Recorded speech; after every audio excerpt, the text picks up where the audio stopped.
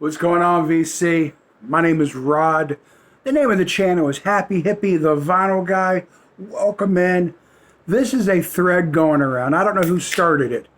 I've seen cheers. Cheers, VC. I've seen numerous people do this video. Your 10 most played albums. I'm old enough to say I've been playing albums for, say, 13 years old, for 43, 44 years. So the top 10 most played is almost impossible. But I'm going to go back to my early years of listening to music. Albums that I still own today that I enjoyed back then are absolutely going to be some of my most played. And Pink Floyd Animals. My very favorite Pink Floyd album. I've owned this album, not this particular copy. It was my second Pink Floyd album. The Wall, of course, was the first. I got that when The Wall came out because I loved it so much. Is this room leaning to the left? Anyway, definitely in my most played. This is an album I got when it came out back in 1980. Again, this is not my original copy. It's a cutout. Not that that matters. Flush the Fasten, the song Clones. This was my second Alice Cooper album. I remember getting his greatest hits. Loved it, and this came out, and I scooped it up. It's one of his forgotten albums that he forgot he made, he says, in a blackout or something. It's not normally a critically acclaimed album by him. It's one of my favorites. It's my most played album by Alice Cooper. It's in my top 10, I bet you. His next album, Goat's Head Soup. The Rolling Stones' Goat's Head Soup had the song Angie on there. That's why I bought the album originally. 8th grade. Had a girlfriend named Angie, and I had to have that song, had to have the album. The album's a banger. The first side of the album has Heartbreaker on it, Dancing with Mr. D. Just some incredible stuff. The first side of this album may be my favorite side of any album ever. Ever. And that's definitely my most played. Grateful Dead was hard to pick which one I play the most.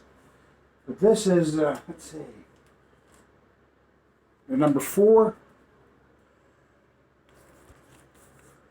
The Grateful Dead. Europe. I'm showing you the inside, but there's nothing on the inside. Grateful Dead. Their live music, definitely in my top played albums. At number 5, it's been on my turntable, on and off since I was a kid.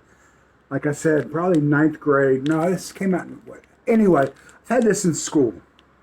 Not this particular copy. This is one I've played and played. This next one is not the most popular album by this artist, but it's one that I owned. It's the first album I had by this man, Jimi Hendrix. And this is definitely one of my most played albums. Getting into high school, Black Flag, Damaged. I've had this on cassette or album, some format for a long, long, long time. Same thing with this, The Clash. I've had a copy of this since it came out. Definitely one of my most played albums.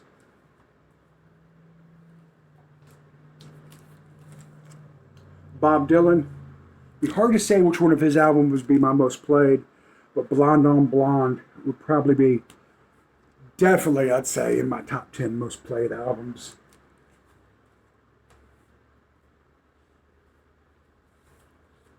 The Ramones, Too Tough to Die. I was about 18 when this came out. Maybe 17, about to turn 18.